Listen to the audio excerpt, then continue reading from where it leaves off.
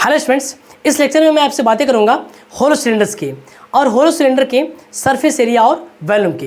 So students, अगर आप यहाँ पे देख पा रहे हो, मैंने एक 3 डायमेंशनल सॉलिड ड्रॉ कर रखा है ना, और मैं बातें करने जा रहा हूँ होलो सिलेंडर की।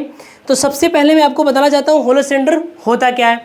तो मैं आपको ये बताना चाहता हूँ मेरे प्यारे बच्चों कि मैंने आपको अपने सिलेंडर वाले लेक्चर नंबर 2 में आपको बताया था कि अगर ये सिलेंडर है ना, ये वाला अगर एक सिलेंडर है मेरे प्यारे बच्चों, तो इस सिलेंडर के अगर इस दोनों सिलेंडर को ज्वाइन करें हम, तो ज्वाइन करने वाली हमको एक लाइन मिलती है जी, ये वाली है ना।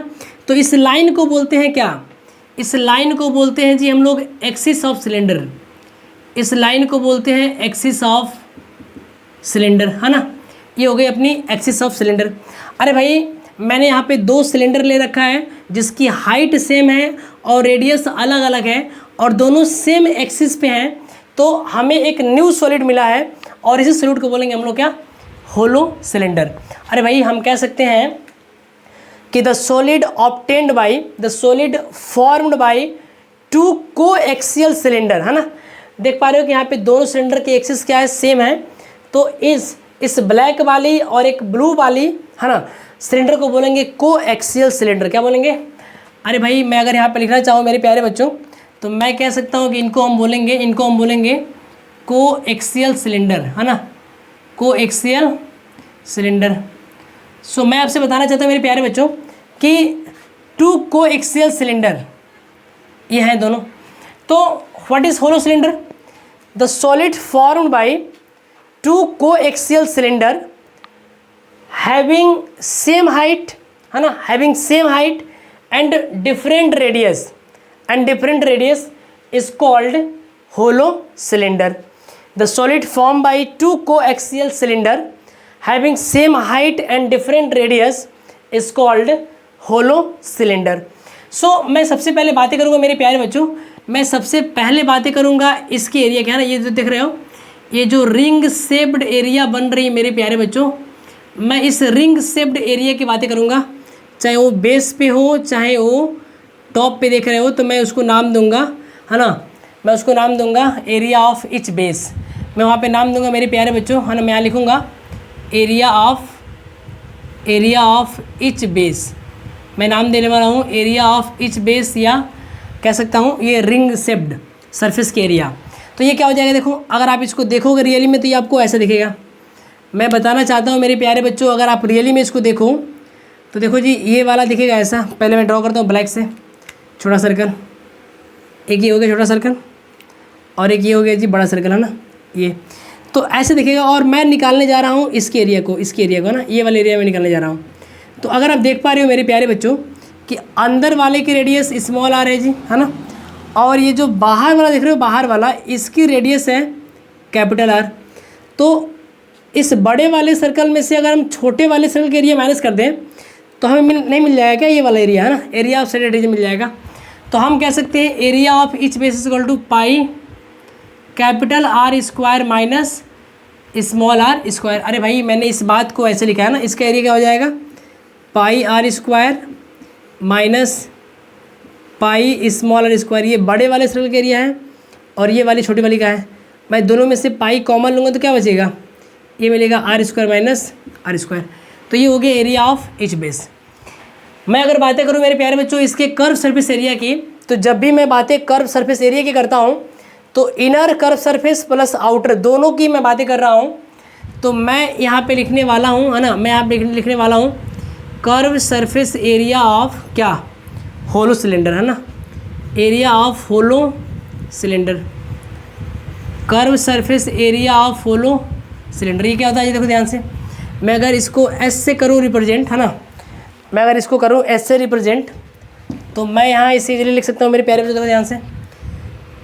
इनर कर्व सरफेस एरिया क्या हो जाएगी? तो ये हो जाएगी 2 pi inner radius into H plus outer क्या हो जाएगी जी? तो 2 pi outer radius into H. तो ये हो गई अपनी क्या? ये हो गई अपनी curve surface area of cylinder, है ना। लेटरल सरफेस एरिया कह सकते हो या कर्व सरफेस एरिया कह सकते हो, दोनों बातें सही हैं। अब अगर मैं बातें करूँ इसकी टोटल सरफेस एरिया की मेरे प्यारे बच्चों, तो एक तो हो गया इनर, एक तो हो गया आउटर, और एक ये दोनों बेस के एरिया मिला देंगे तो ये हो जाएगा total surface area of cylinder. तो तो यहाँ पे मैं लिखता हूँ TSA, total surface area of hollow cylinder. Hollow cylinder मैं इसको एस डैश से करता हूँ रिप्रेजेंट। देखो मेरी बात ध्यान समझो। अरे भाई तो ये क्या हो गया, ये हो गया इनर सरफेस एरिया क्या होती है 2 पाई स्मॉल आर एच। आउटर क्या होती है जी 2 पाई कैपिटल आर एच, है ना। और इसका एरिया ऑफ बेस कितना है, ये अपना एरिया बेस इतना है जी, ये वाला।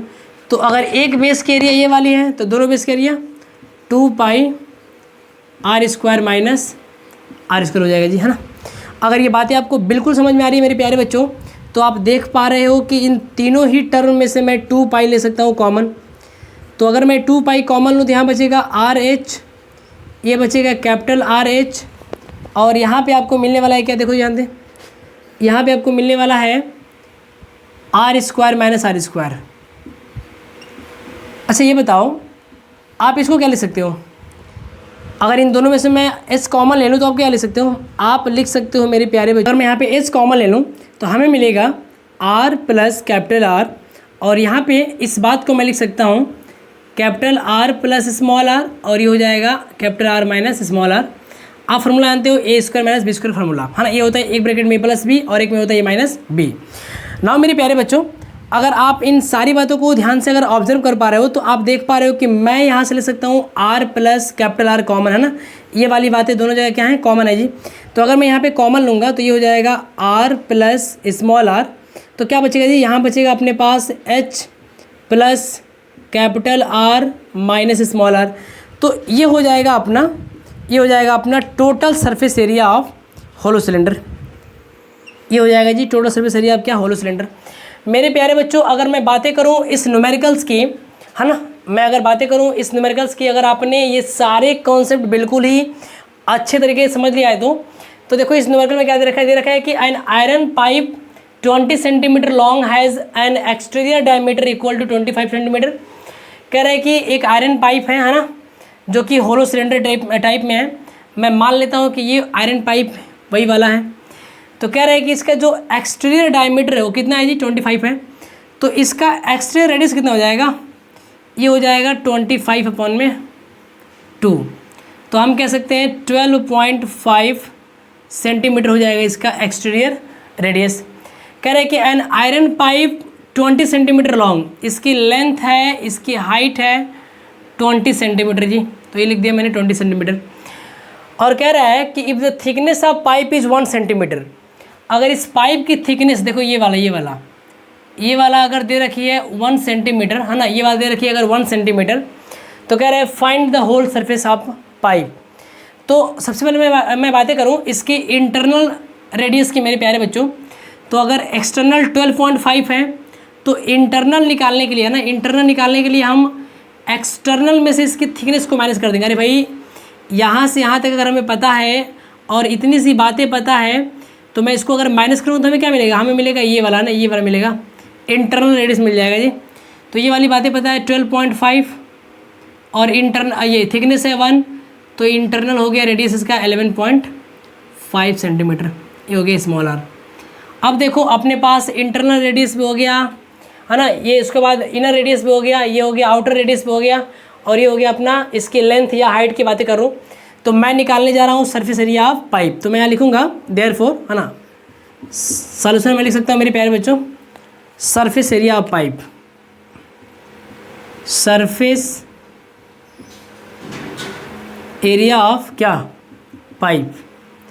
तो पाइप के सरफेस एरिया क्या होगी, ये हो जाएगी टोटल सरफेस एरिया ऑफ किसके, सिलेंडर के। तो क्या होती है जी, total surface area of cylinder होता है 2 पाई, है ना, 2 pi into R plus small R, और ये होता है आर, है ना, ये होता है एच, क्या लिख रहा हूँ मैंने, h plus capital are minus small are.